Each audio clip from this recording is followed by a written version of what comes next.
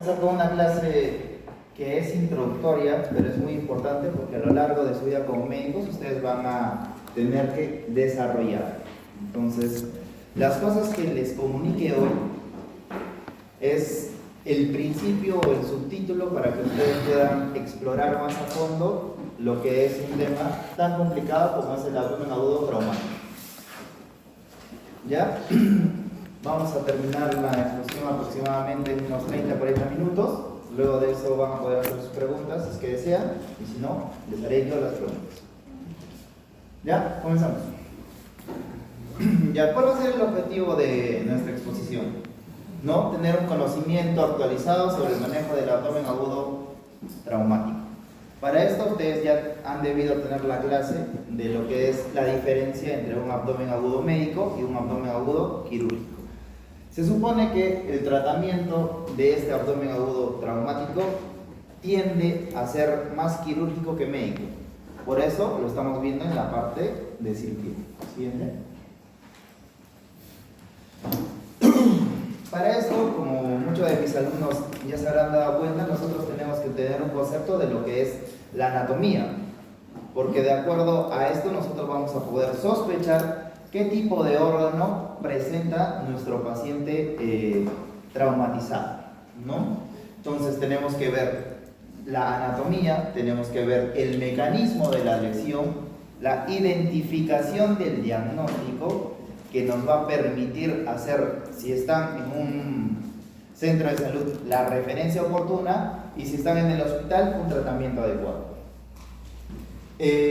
Los procedimientos diagnósticos que tenemos, de acuerdo al lugar en donde ustedes lo van a desarrollar, y al final, de acuerdo al diagnóstico, como les he dicho, un tratamiento adecuado y así su paciente pueda vivir.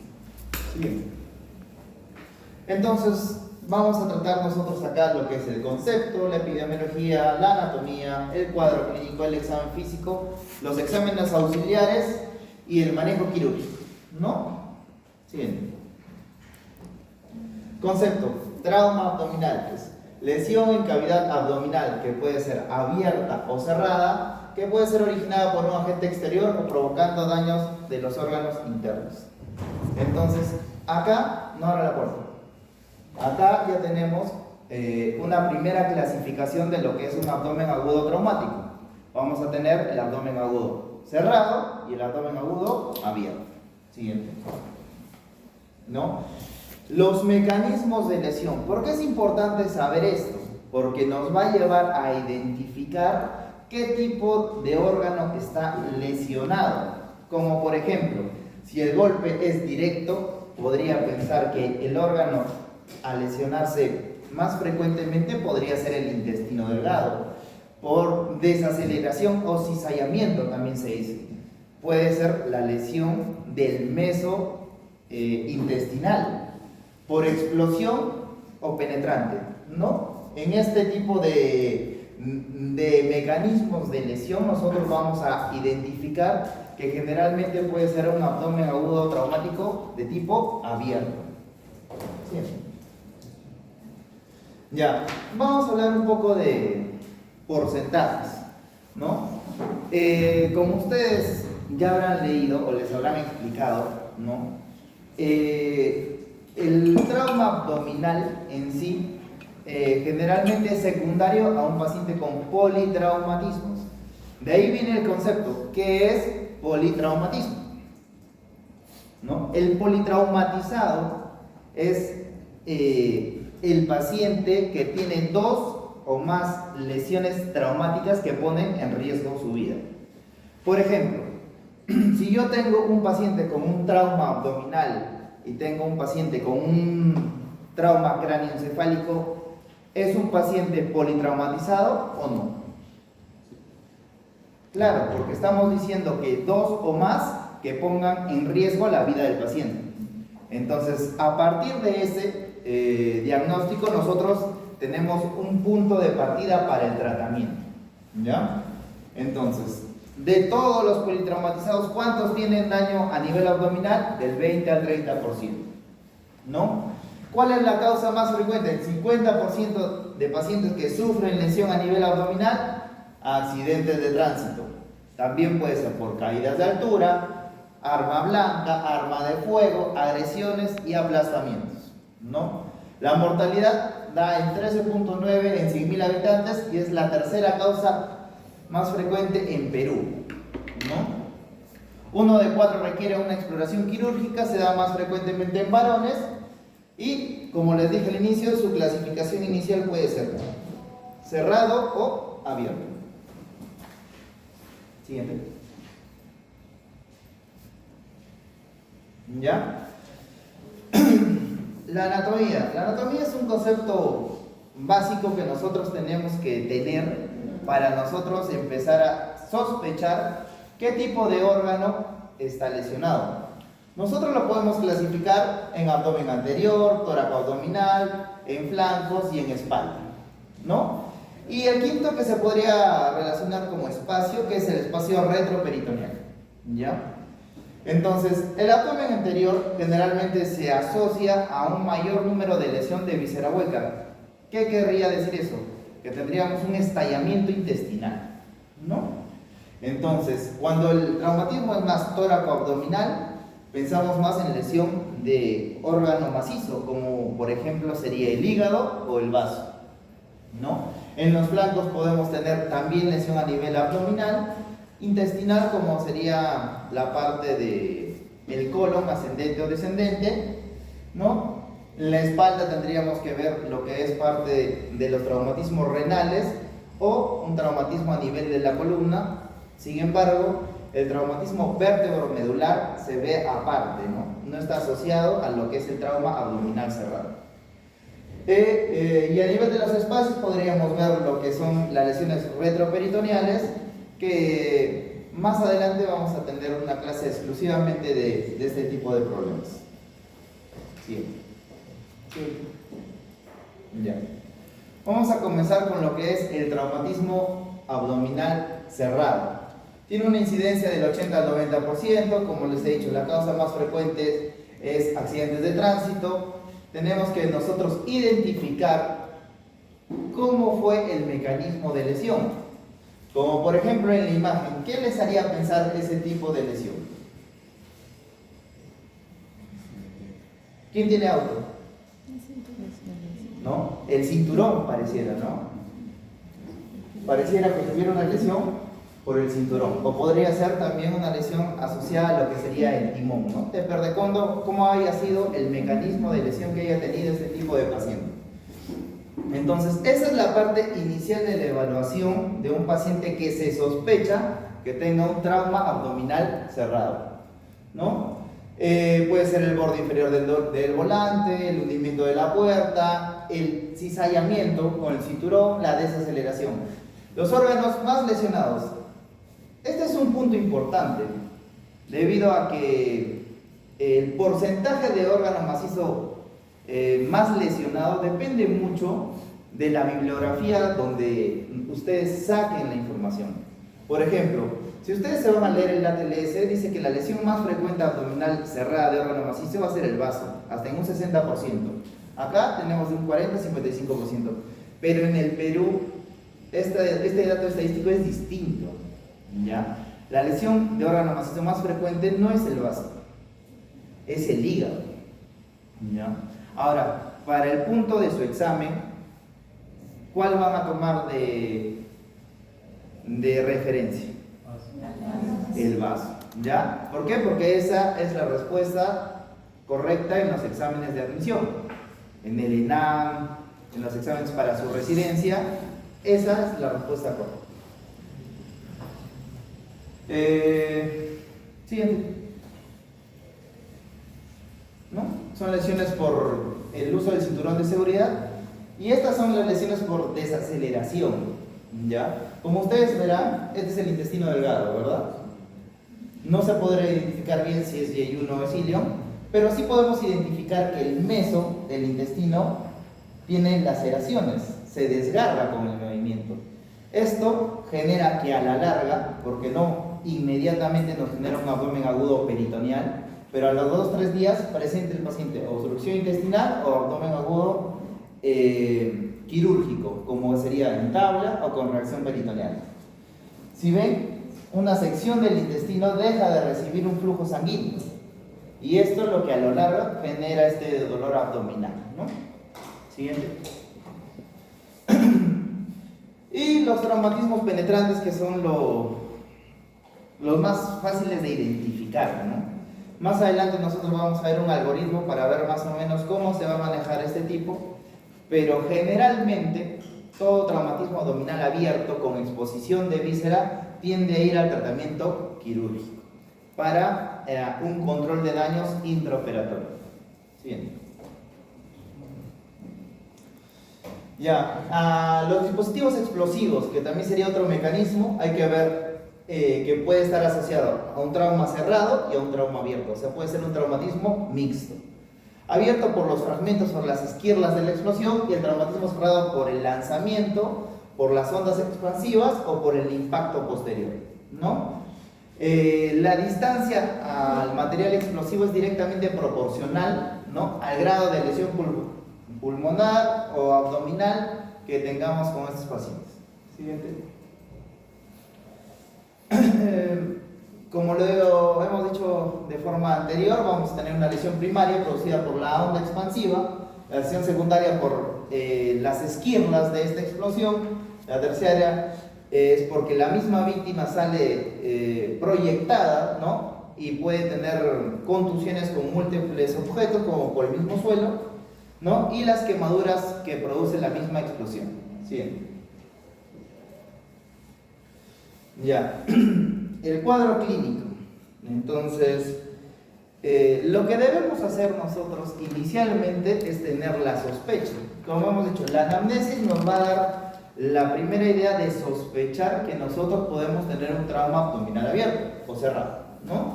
El abierto es mucho más fácil de identificar porque van a ver al paciente que tiene un orificio, ¿no? Lo que tendrían que diagnosticar en ese momento es ver si es que tiene un orificio solamente de ingreso, si tiene de ingreso y de salida. Entonces, no hay de ingreso, no hay de salida, ¿no? Entonces, accidente de tránsito. Hay que ver aproximadamente cómo fue la velocidad, el tipo de colisión, la intrusión de la cabina, dispositivos de seguridad asociados, bolsas de aire, cinturón de seguridad, el lugar o la localización del pasajero y el estado. Cuando es caída hay que ver la altura, la superficie, la posición, cómo se encontró el paciente y si estaba asociado o no a pérdida de la conciencia y el sangrado. En ambos casos, como en cualquier caso de paciente que ingresa a nuestra unidad de emergencia, tenemos que monitorear lo que son las funciones vitales, ¿no?, y realizar nuestra revisión primaria de la TLS, que sería el A, B, C, D, E, ¿no? Y luego de haber estabilizado a nuestro paciente, iniciar con la evaluación secundaria por sistemas, que seguramente es algo que ya ustedes han revisado en otro tipo de exposiciones. Sí. Ya en las abiertas tenemos que ver el momento, el tipo de arma, la distancia, el número de heridas, la hemorragia observada, la magnitud, la localización del dolor, el orificio de entrada, de salida, ¿no? Y el tatuaje es la lesión que deja, por ejemplo, el proyectil de arma de fuego al ingresar y al salir, ¿no? Porque al ingreso, si está muy cerca el arma de fuego, generalmente produce una quemadura en el orificio de ingreso, más no en el de salida, ya por la pólvora que se expone por el arma de fuego. Siguiente.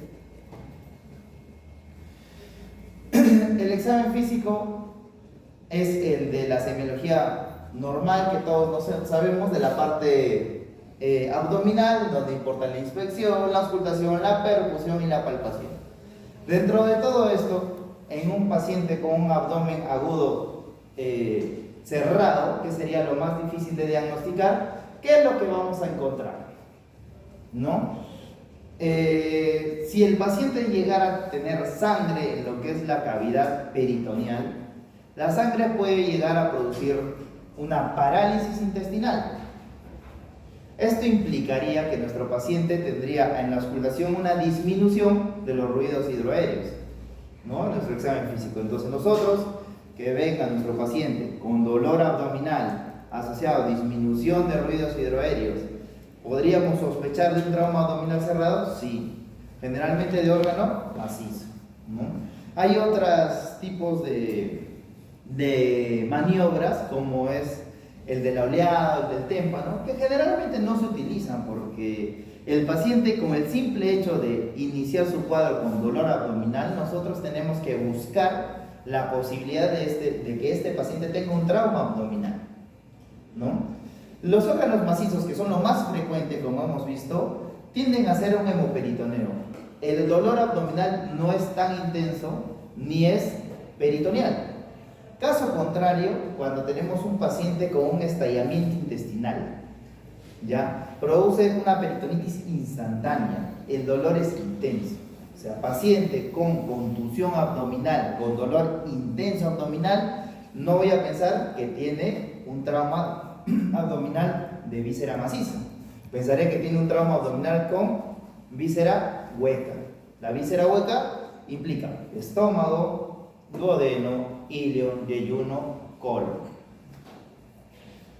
Siguiente. Hay otro tipo de lesiones también que podemos tener. Entonces, de la parte pélvica tenemos que ver que no tengamos lesión uretral, lesión rectal, lesión vaginal, lesión en los glúteos. ¿Cómo podemos sospechar de algún tipo de estas lesiones a nivel de la pelvis? Generalmente genera hematomas o equimosis en la zona perianal, ¿no? O en la zona de los glúteos, en la zona o sangrado rectal o sangrado vaginal, que nos haría implicar que nosotros tenemos alguna perforación intestinal o del órgano reproductor femenino, y así tendría que entrar el paciente a una laparotomía exploratoria para poder controlar este tipo de lesiones.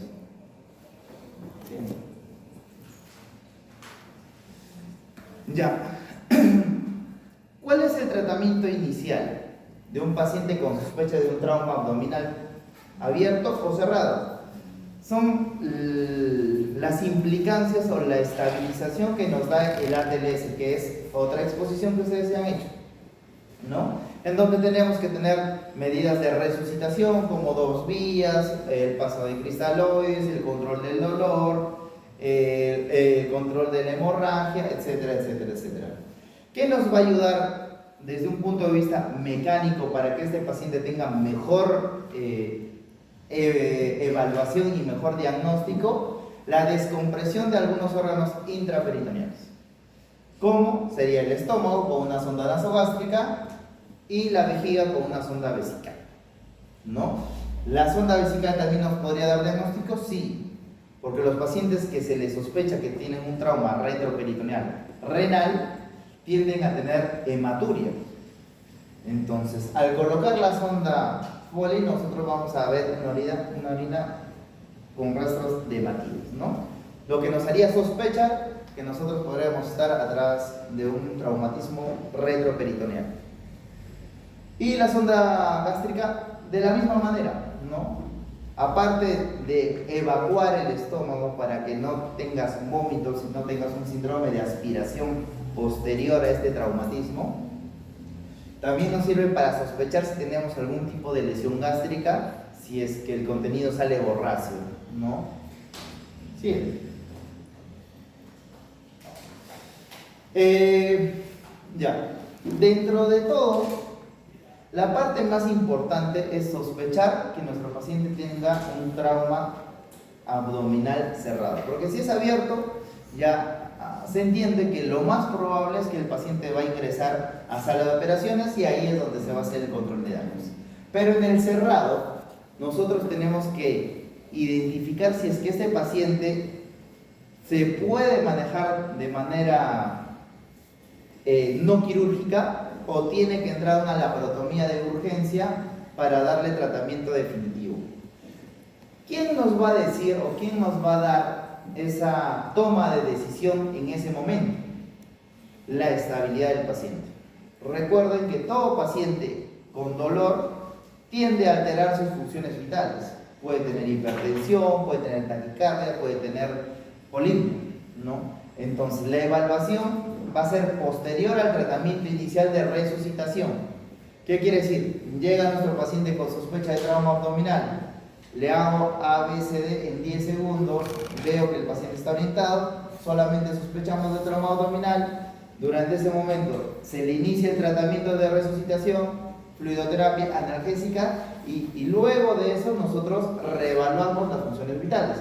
En ese momento nosotros vamos a darnos cuenta si el paciente está estable o inestable. La inestabilidad del paciente va a implicar que ese paciente tiene que programarse de emergencia para una laparotomía exploratoria. Y la estabilidad del paciente nos va a dar el tiempo para aumentar nuestros exámenes auxiliares y así poder tener un diagnóstico mucho más fino. No entrar simplemente con un abdomen agudo traumático sin ninguna sospecha de qué es lo que podemos encontrar adentro. En el caso contrario, nosotros, teniendo tal vez unas imágenes, podríamos sospechar de que sea víscera maciza o víscera hueca, lo que nos daría una mejor preparación para llegar al momento quirúrgico. Entonces, dentro de estos exámenes de laboratorio, los más frecuentes son la ecografía y el lavado peritoneal diagnóstico. ¿Qué es lo que se hace? ¿Cuál es la tendencia actual? La tendencia actual es el uso de la ecografía, el ECOFAST, ¿no? Por sus siglas en inglés, ¿no? Que nos va a permitir saber principalmente si es que nosotros tenemos líquido libre en la cavidad abdominal y por ende sospechar que tenemos un hemoperitoneo, ¿no?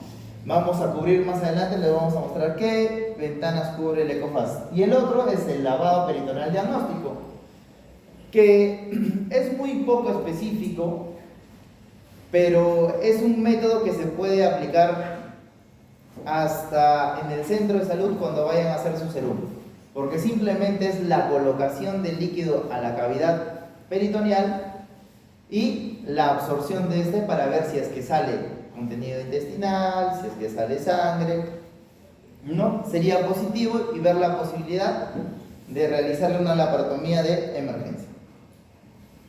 ¿Ya? Más adelante le vamos a explicar mejor eso. ¿Siguiente? Ya en un centro hospitalario nosotros vamos a poder sacar la radiografía abdominal, radiografía de tórax, radiografía de pelvis. Siempre ante la sospecha de un trauma abdominal tiene que estar la radiografía de tórax, la de abdomen y la de pelvis. ¿Por qué? Por la alta frecuencia de asociación que tienen estas tres, ¿ya? En donde vamos a poder observar si es por un proyectil de arma de fuego en donde se haya reventado, vemos las esquirlas de la bala en el lado derecho o la bala en el lado izquierdo.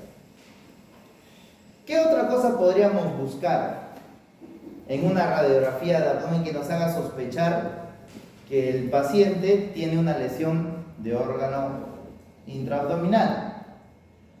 Hay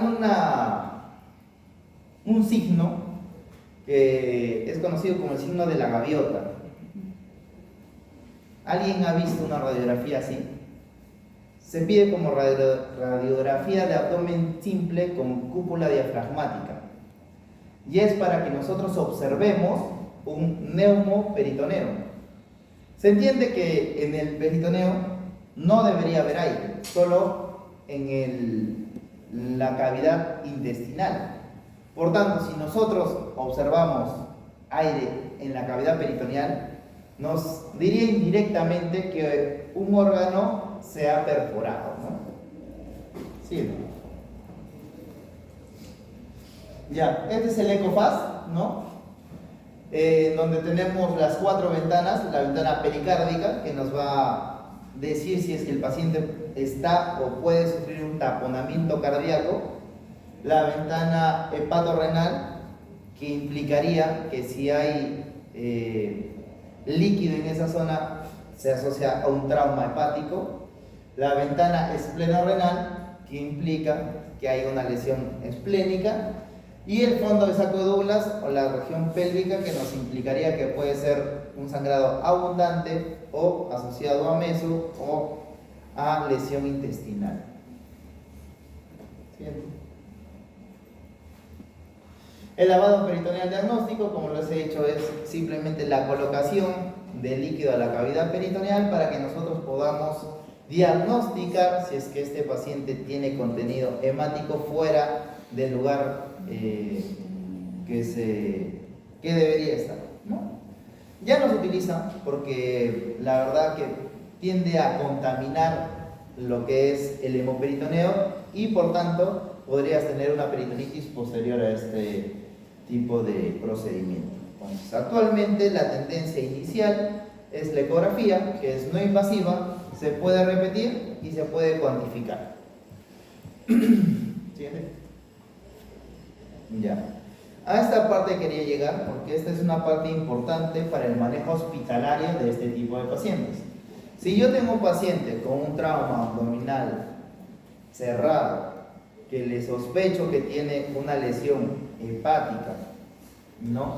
Pero está estable hemodinámicamente, la elección para ese paciente es la realización de una tomografía con contraste abdominopélvica. ¿Ya? No la ecografía, la tomografía. La tomografía es más sensible y más específica, siempre y cuando nuestro paciente esté hemodinámicamente estable. De lo contrario, el paciente pasa directamente a una laparotomía exploratoria. ¿Ya? Entonces, paciente estable, tomografía abdominal con contraste, idealmente. Esto nos permite identificar la lesión del órgano dañado y una mejor preparación para su tratamiento quirúrgico. De lo contrario, se tendría que ingresar a la laparotomía exploratoria para realizar una cirugía que se llama control de daños. ¿Ya? ¿Importante la tomografía? Importante. Pregunta de examen, pregunta de examen. Bien. Acá hay una tabla en donde podemos ver las diferencias entre la ecografía, la tomografía y el lavado peritoneal diagnóstico que está en el ATLS, ¿no? ¿Lo estudias?